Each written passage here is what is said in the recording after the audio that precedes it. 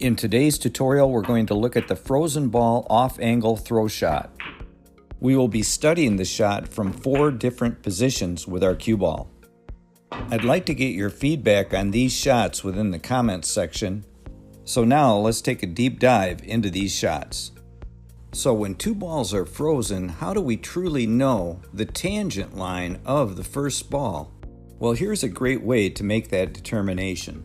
By positioning the joint of our cue over top of the 2 balls as they're aligned, the parting line will show the direction that the first ball will travel. So now let's bring in a close-up view of what it is that I'm talking about. Note here how I've projected a line perpendicular to the cue on the parting line at 90 degrees. This line shows the projected travel path for the yellow ball as it heads towards the corner pocket. And here you can see it's actually not aligned to the pocket. Even though the shot is not lined up, I will be showing how we can manipulate the travel path of the object ball in this video.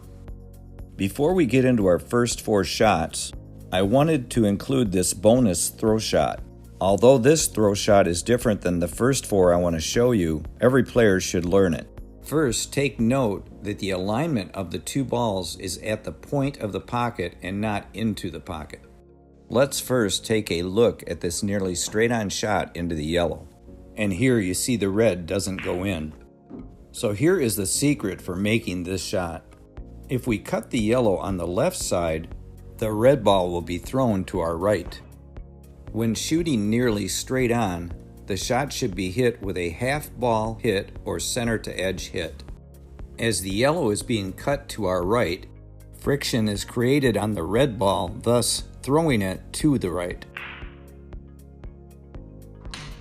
And here's the same shot alignment where the same physics applies.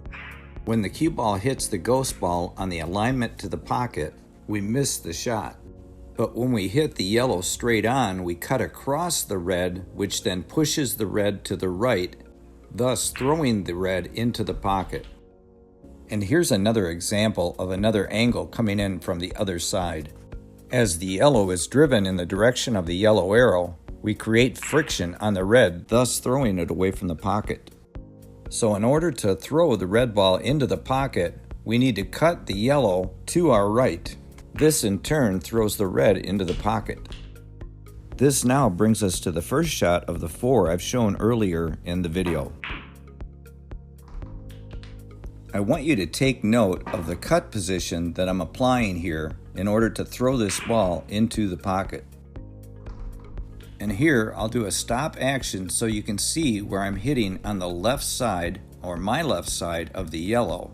At this angle, I'm looking to hit center to edge in order to throw the yellow into the pocket. So what happens if I hit the yellow dead straight? Remember when I lined up the joint of my cue earlier on in the video? With a straight on hit from this angle, the yellow will follow the tangent line. Now let us look at a long range, straighter shot into the corner pocket. Something that I found to be very interesting with this shot and the one before it, when using left or right side spin, it doesn't affect those shots. And here's a look at our longer, straighter shot as we successfully pocket the yellow. And now let's take a look at the shot when we hit it a little more full. With a fuller hit, the yellow follows the tangent line short of the pocket. And when we hit it more full, the yellow throws even more away from the corner pocket. And like the shot we just watched, shots 3 and 4 can be made with both inside and outside English. This 3-rail position was made with outside right spin. And now let's look at a properly cut 3-rail inside left spin for position shot.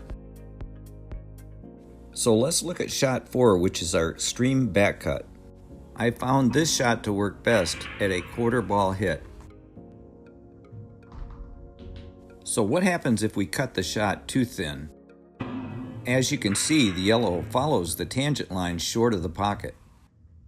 And when making nearly a full ball hit, we hardly get any movement at all on our yellow.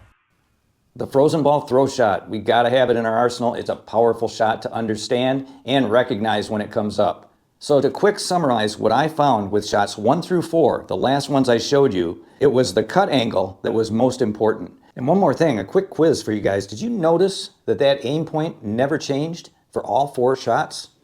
Very interesting. Now, one of the things that I did not include intentionally was drawing the cue ball or following the cue ball. I'm going to leave that up to another video, and I'm going to use the Pro Tracker to prove some things out, so stay tuned for that.